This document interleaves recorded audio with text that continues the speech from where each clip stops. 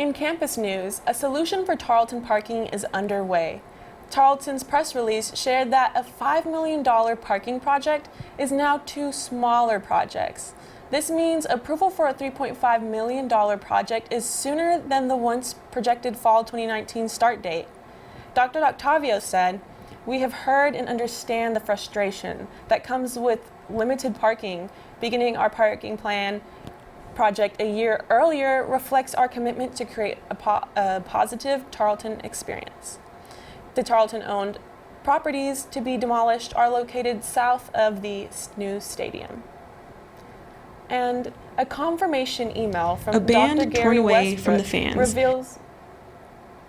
reveals that the band and the fans will soon cheer on the Texans on the same side of the football games. A band torn away from the fans. This is what happened in 2011 in a joint decision when the Sound and the Fury outgrew the home side seating area. According to Director of Athletic Bands, Dr. Gary Westbrook, upon the completion of the new stadium, the crowd and the band will be reunited. But this time, the fans will come to the band as the home side will flip to the west and the band will remain in their current location.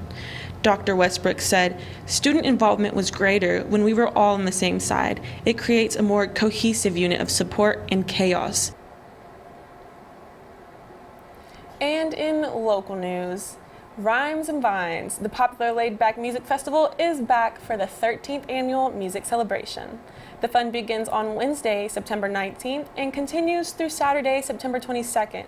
Rhymes and Vines will be located at Melody Mountain Ranch. There will be musical performances by Larry Joe Taylor, Shay Abshir and the Night Howlers, and many more. There will also be a jalapeno pepper cook-off, as well as a cooking demonstration with local celebrity chef Nick Pugh.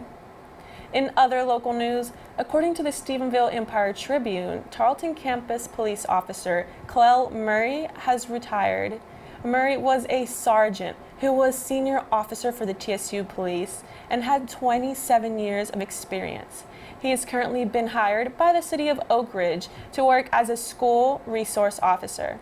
His last official day on duty at TSU was September 8th.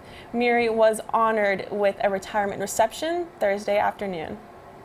And now for state, national, and international news from the Associated Press. In Arlington yesterday, protesters, including some who rolled empty coffins around, marched outside of the AT&T Stadium ahead of the Dallas Cowboys game to protest the recent killing of Botham Jean. Jean was fatally shot in his apartment by police officer Amber Geiger on September 6th. Attorney Lee Merritt, who represents the family of Botham Jean, says that protesters are demanding that Geiger be fired and charged with murder instead of manslaughter. In national news, a U.S. Border Patrol agent was accused of killing 4 women and kidnapping 1. Juan David Ortiz fatally shot 4 sex workers in the head, and the 5th one was kidnapped but managed to escape. The bond for the 35-year-old Ortiz is at $2.5 million.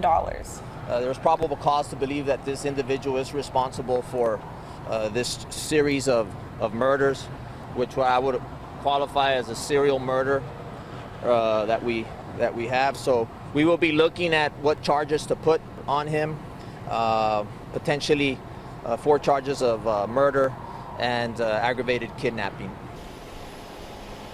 Webb County records show that Ortiz was charged with 4 counts of murder, unlawful restraint, and aggravated assault with a deadly weapon.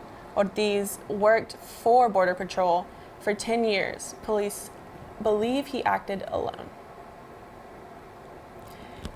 In international news, a priest in northern Spain has been suspended for 10 years over allegations that he abused children more than 3 decades ago.